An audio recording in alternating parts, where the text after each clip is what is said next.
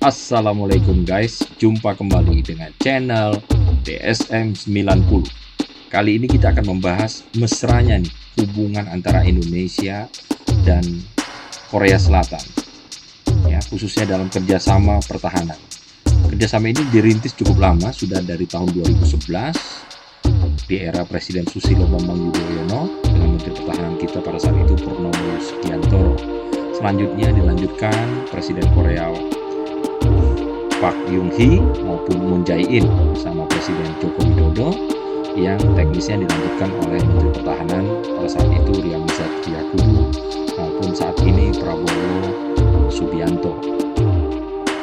Kerjasama ini salah satunya menghasilkan pesawat tempur KFX IFX yang finalisasi kerjasamanya disepakati baru pada November 2021, ya. Kerjasama ini juga mengikutsertakan dua industri penerbangan kedua negara.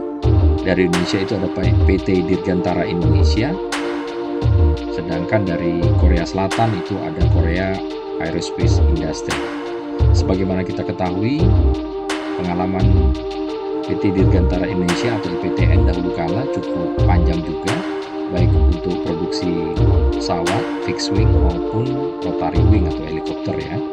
Pesawat yang dihasilkan oleh PT Dirgantara Indonesia ini baik yang untuk kepentingan sipil maupun militer, antara lain ya CN-235, kemudian sekarang yang terbaru N219 maupun helikopter yang berdasarkan lisensi dari Prancis, antara lain Super Puma, Caracal, maupun dari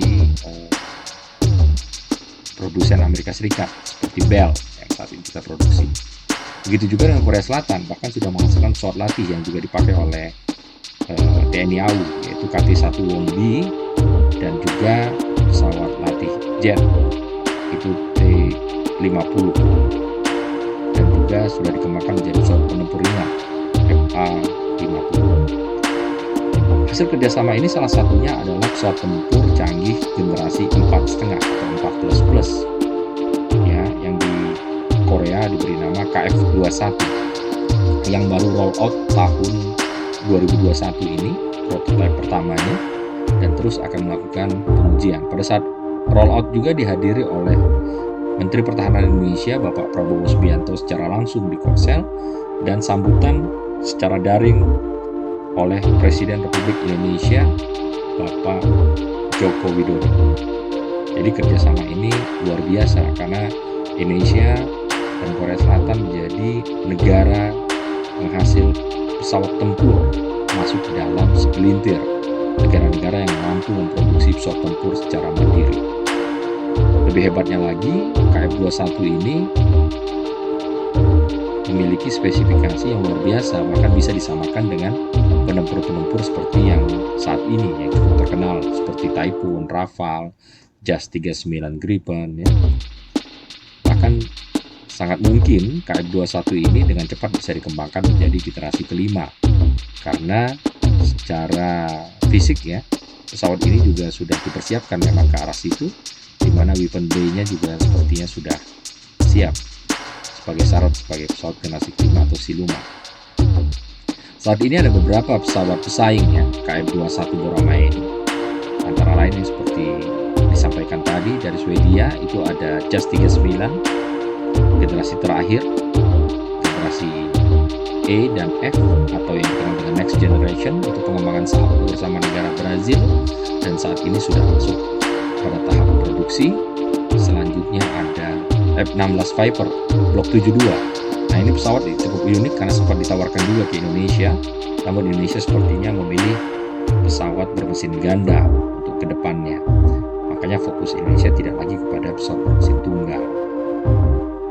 F-16 ini cukup menarik karena apabila Indonesia mau membelinya, tentu Indonesia tidak perlu ongkos yang terlalu besar, karena mengingat selama ini Indonesia merupakan salah satu pengguna F-16, di mana teknisi maupun penerbang kita sudah cukup biasa. Selanjutnya ada F-15EX atau F-15 Eagle 2 yang baru saja diproduksi oleh Amerika Serikat. Ini generasi terakhir dari F-15. Dan hebatnya lagi, generasi ini juga sudah dilirik oleh Indonesia ya, dan dikabarkan dalam waktu dekat akan segera menjadi milik TNI AU, seperti yang disampaikan oleh Menteri Pertahanan kita, Bapak Prabowo. Selanjutnya dari F-18 Super Hornet sudah juga dikembangkan untuk generasi 4++ ini, yaitu Blok 3. Dari Rusia juga sudah hadir perwakilannya, yaitu Su-35 yang cukup banyak diperebutkan oleh banyak negara. Salah satunya juga Indonesia yang bahkan sudah menandatangani kontrak, namun sampai saat ini pesawat ini tidak bisa datang. Sepertinya tekanan Amerika dengan undang-undang CATSA-nya membuat Indonesia agak ragu ya, karena konsekuensinya bisa banyak ke total transaksi perdagangan Indonesia dan Amerika Serikat apabila Indonesia tetap ngotot membeli pesawat Su-35. Dari Eropa, selain Rafale juga ada Typhoon ya. Typhoon ini adalah kerjasama dari banyak negara Eropa, mulai Jerman, Inggris, Spanyol. Nah, Typhoon yang masuk kategori generasi 4,5 ini saat ini ada generasi yang terbaru, generasi ketiganya. Indonesia sempat membeli generasi pertama bekas pakai dari Austria, namun sampai saat ini rencana atau pembelian Typhoon dari Austria atau bekas pakai ini juga belum. Dari negara tirai bambu atau Cina yang masuk kategori menjadi pesaing dari KF-21 Boramae ini saat ini adalah salah satunya J-10C ya. Di Cina sendiri cukup banyak pesawat generasi 4,5. Ada J-11, ada J-16. Namun yang kita ulas di sini adalah pesawat tempur J-10C. Pesawat ini cukup unik karena sebenarnya pesawat ini awalnya dikembangkan oleh Israel dengan nama Lavi. Kemudian dibeli oleh Cina, desainnya dan dikembangkan sendiri, yang saat ini dikenal dengan J-10C. Salah satu pembeli pertamanya dan satu-satunya yang sudah membeli pesawat ini selain Cina adalah Angkatan Udara Pakistan yang berencana membeli 36 pesawat J-10C. Pesawat generasi 4,5 ini ditandai dengan penggunaan radar aktif atau AESA, kecuali Su-35 yang memang masih mengandalkan radar pasif. Namun radar pasif Su-35 ini memiliki kekuatan yang luar biasa ya, sehingga walaupun masih menggunakan radar pasif, namun dia mampu menyamai atau mengimbangi penggunaan radar-radar aktif atau AESA dari pesawat-pesawat penempur barat atau dari Cina sekalipun. Kerjasama Indonesia dan Korea ini juga merupakan satu-satunya kerjasama yang sampai pada tahap produksi bersama ya, mendesain bersama KF-21 Boramae ini. Jadi pembelajaran yang dirasakan oleh Indonesia tentunya cukup banyak. Itu juga dengan Korea Selatan. Bahkan saat ini berdasarkan informasi yang kami terima, ada ratusan insinyur Indonesia yang sudah ke Korea Selatan untuk ikut dalam pengembangan bersama ini. Jadi insinyur-insinyur muda kita selain belajar di sana, ikut bersama-sama membangun dan mengembangkan KF-21. Selanjutnya yang juga tak kalah heboh yang menjadi pesaing KF-21 ini, yaitu pesawat Rafale dari Prancis yang dikembangkan oleh pabrikan Dassault ya. Pesawat Rafale ini juga luar biasa. Dan saat ini Indonesia sudah menandatangani kontrak untuk pembelian 36 pesawat tempur Rafale. Semoga kontrak ini juga tidak berujung batal dan benar-benar dapat terrealisasi ya. 36 ini kira-kira 2 skuadron.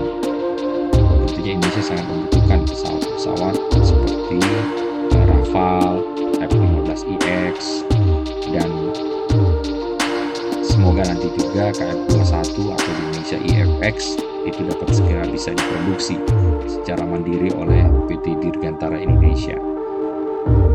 Apabila itu sudah bisa berhasil diproduksi secara mandiri, itu merupakan lompatan yang luar biasa dari Indonesia untuk pemenuhan alutsista strategis seperti pesawat tempur. Semoga ke depan Indonesia bisa semakin mandiri dalam pemenuhan alutsistanya.